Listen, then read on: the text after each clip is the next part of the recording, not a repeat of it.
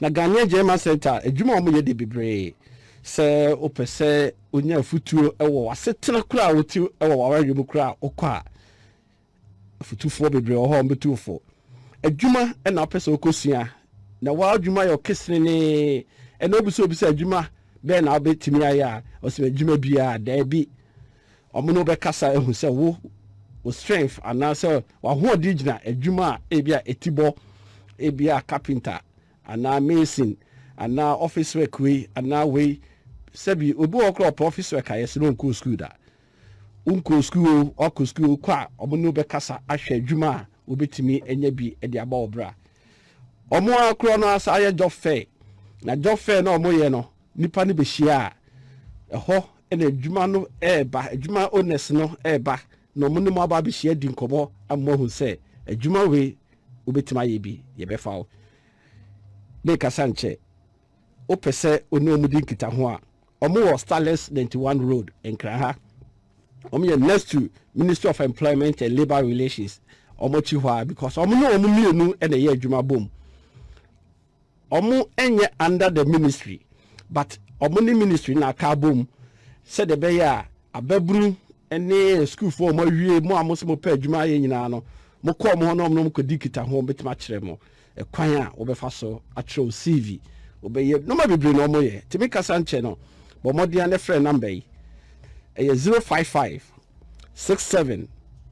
58 518 055 67 58 518 ana 055 67 58 516 055 67 58 516 men frɛ eye ne ene ochina omo ye adwuma Monday to Fridays anopa no wotwe kopim enwumre no onum mesrɛ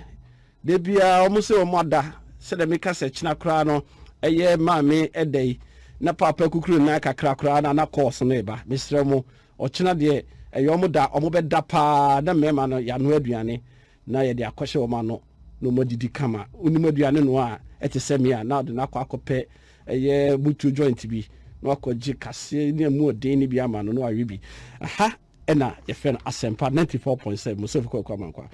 mema o makwa aba Mr. Yao David Tete pacho apom to say konta nyame adom apomia da mo sepa no modwuma pa mo ye yesa wo eye ye maame eye Ernestina Edu Ernestina to say pacho me hu ye me chiaiti fo nyina eti for Joso papa jo meko eye Mr. David Yao Tete papa ochina eye Mother's Day na this program no ye de ma awofo eye e ma tan no o ma bre na emu no modwuma mu ho eye Ghanaian German Center for Jobs Migration and Reintegration money Ministry of Employment ase afiwe money abatan ye di niye obi tiere ne edikan ya ye ka se Ghanaian German Center e die na moye wo ho kunta medase sene so kan ye nyina but mesa boso German aban na omo bo modern since 2017 omo commission center no for the German Ministry for Economic Cooperation and Development BMZ na omo commission no omo de share omo implementing partner GIZ e Kroma say omo mboa na Ghanaian German Center no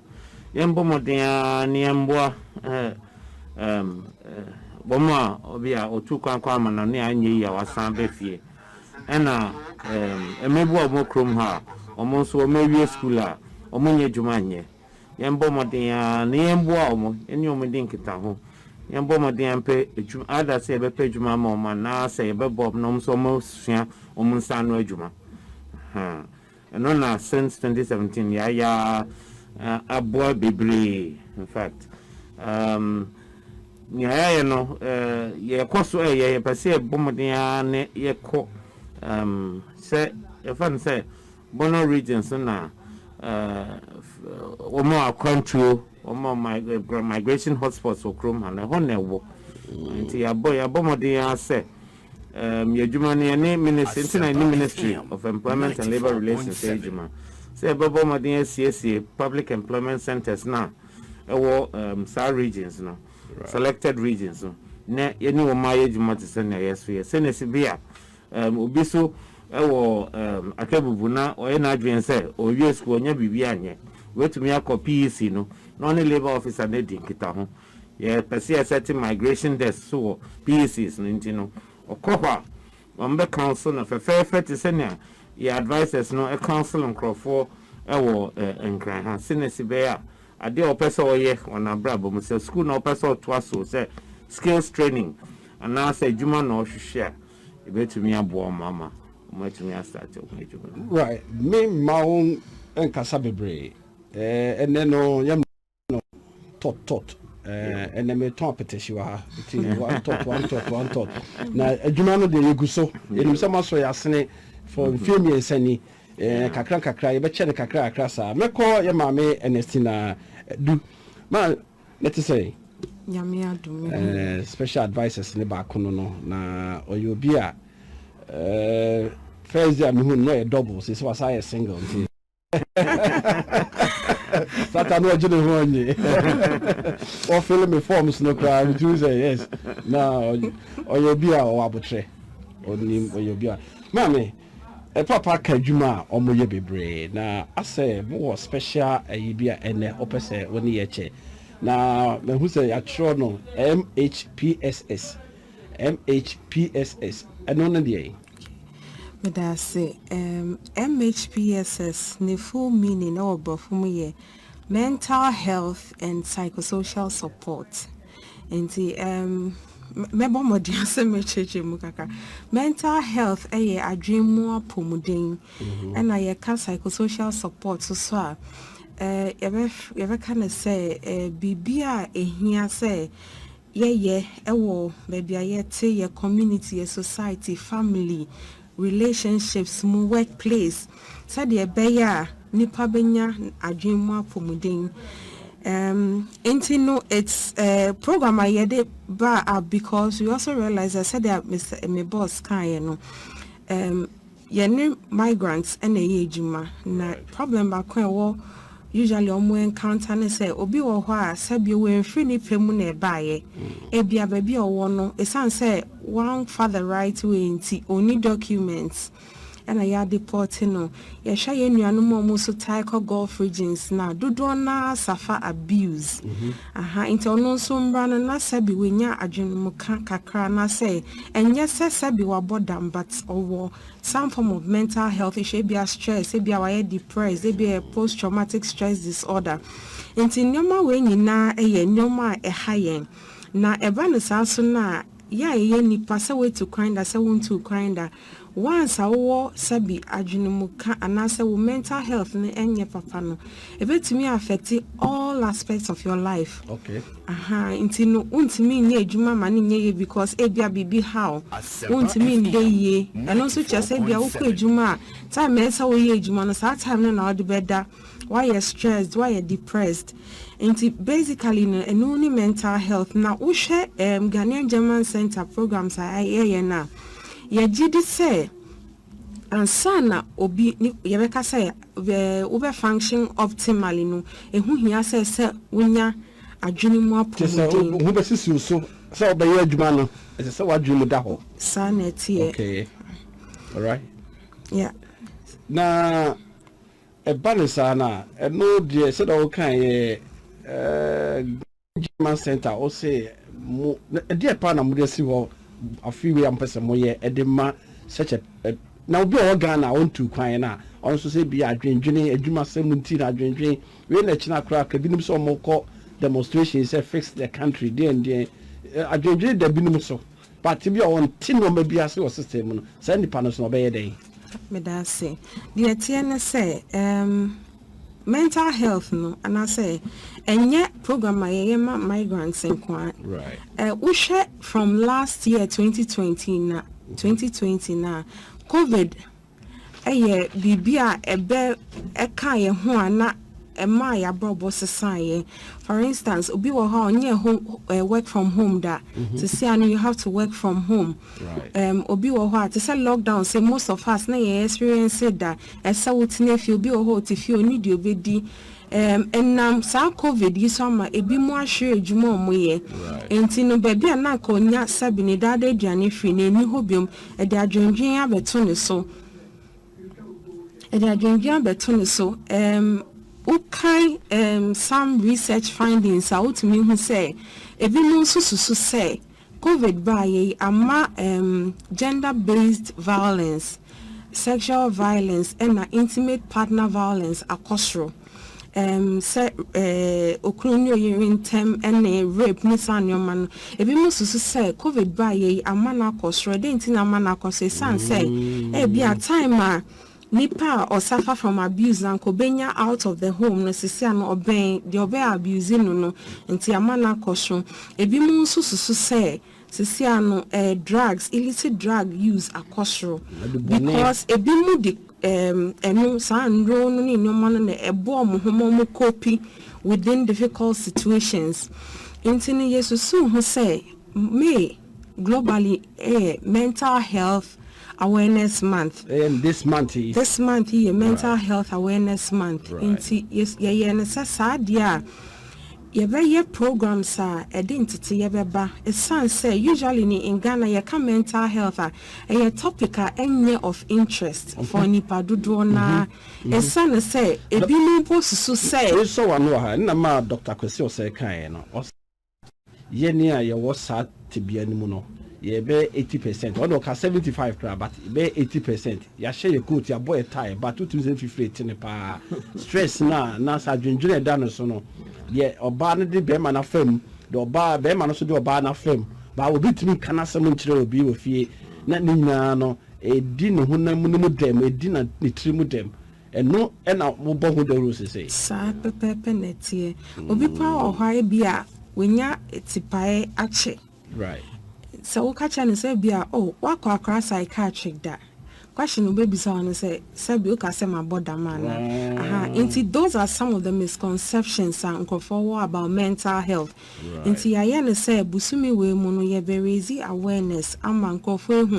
what mental health is just juma nko na mo pema nko for there be just say situation ni nyina no and no ball down say obi nya adwuma kra no so timi de ba sa obi nya adwuma etimi ha no onya stress say when manage ni ya ebetimi akwa ama ebia wonya depression ana bibisa into this month no ye sa dia ye be awareness raising on mental health related issues na ebenya mpanyimfo a omo nimde o mental health issues mu na ye mini conference mini conference because see no covid restrictions nintino Dr. Brown who tell me Dr. Brown we first be the invite bro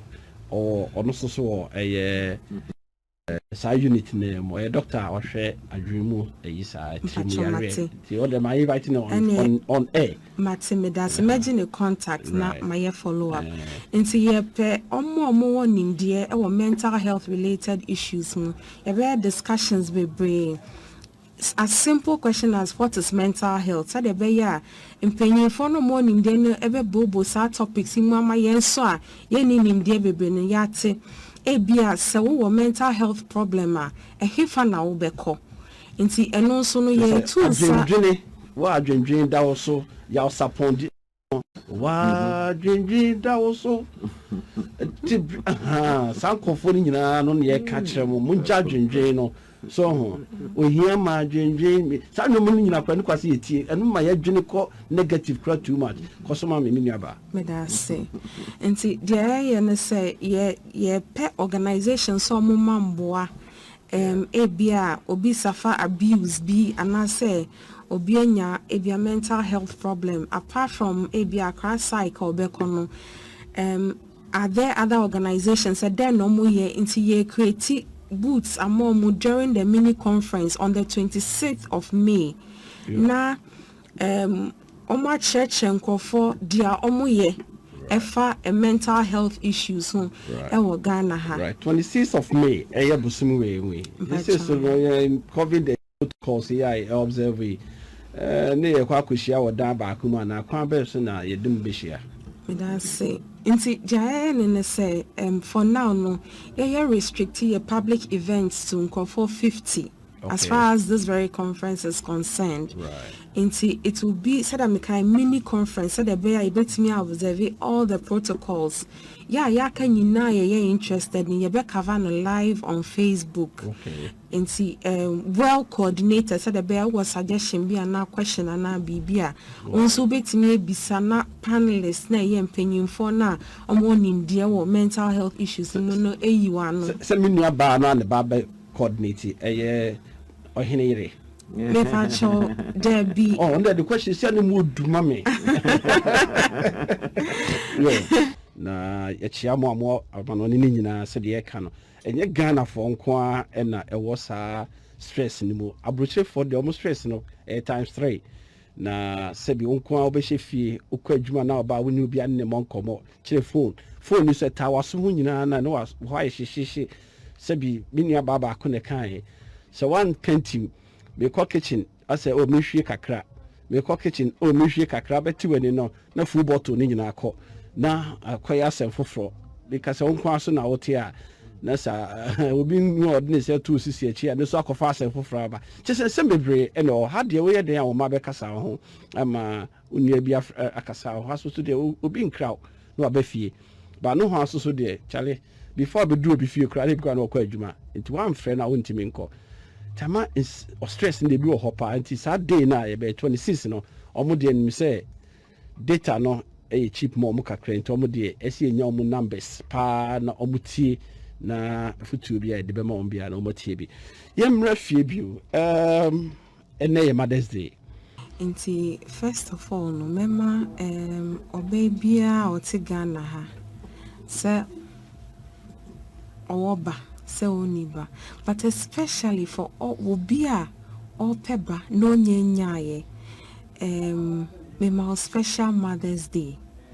na mempa ebon so say nyame nya wadom na udaye sombrem esan say it is not easy Sankofo no suffer a lot of issues society mentally psychologically and all that enti me fasa akwenya we so e wish omo a very special Mother's Day na eno so danchen nso no me pesa me da me mami ase me mami din Divinolia Afiza na dodona freno Davi otipokwase na Delali Guest House ene dia wa sacrifice bebre ama me say me collaborate na me tire pa but all the time e bi wa himachi me kai that could be na me yare bana ye nika intino ogina kwa ho stop it chocho ma chocho no fire and dropping at the call hospital yes me dana se pane no so ndan chen no me juma na kwenti wo mu bebre intino me tu kwan bia me jana mame nkola ne mame na efi hoso me da me sister penyi ase ye frɛ no Emma ose gali ono nso wo poko ase ono nso me start wo ya na me ye ne grandmother prekope baby a me ko bia no either say me ko ye juma oni me nyina na tu kwan ko ana say me jan kwala no ma no eko na third person ne ye maseba e frɛ no Janet Kafu Itofuachi na me hu ne subida or you so warm or so welcome me jam me banama na me nya worried because me nim say o show mo ti sese dia omo ye ono ankasa ne mba e na me nso sa wa fa me se ne ba nti me ne ti ho bon komo a won se eyobi ene na ase nti sa ma me for me ensan we me maame ma se ba e na me sister me fa sa akonya we so e down omo ase I wish you a happy Mother's Day in advance. Me that say. Yeah, mommy, no nyina ase. Na me dey list no dey anhwa. E be hadwene ne papa ti ha me bono tofa ba ko pe e na ma wo mo. Mommy David Tete e person no kasa.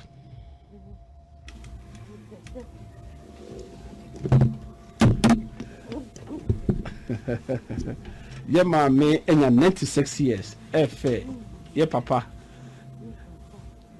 Em satete ni maame nkasa. Nana, good evening. Thank you very much for all that you did for all the girls at Yasantua and also for me and my siblings. Tomorrow is Mother's Day and we want to wish you a very happy Mother's Day in advance. I'm here at Asempa94.7FM and all the listeners in Ghana and in Germany and Holland are also listening to you. Thank you so much. And what would you like to tell all the women who are listening now?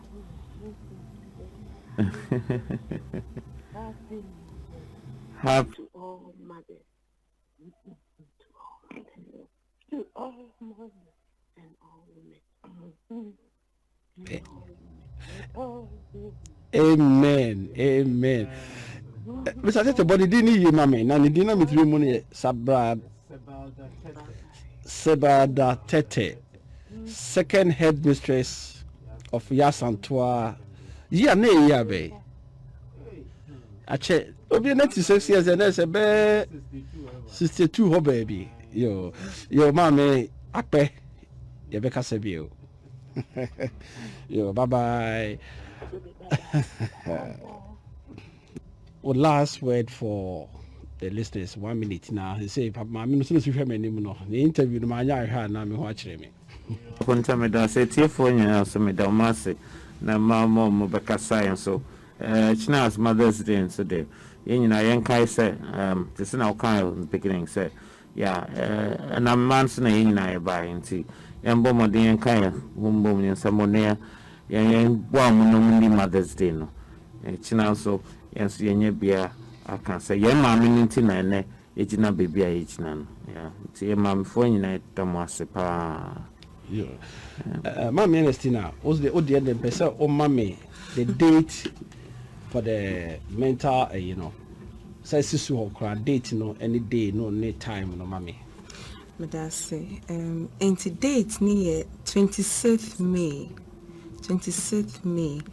and time near from 9 to 1:30 p.m.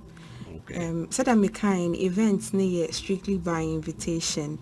But then you're providing information in our your Facebook page. So I Ghanaian German Center on Facebook. And now Mestre says so we NGO na any institution or Ghana. We Juma in the area of mental health and psychosocial support. Over to me a contacting on 0552 570 252. 0552 570 252 na yendi nkita ho ne nhwe say ubetimi aka omombeye exhibition na church kwan a ofa so eboa in the area of mental health and madam wase Yadamunira mase Ghana German Center for Adult Migration and Reintegration for Yadamase Money Ministry of Employment and Labor Relations honorable Bafo my cousin from distance Bantama any do massive for there omo ye mejama nti ya no achi ana mame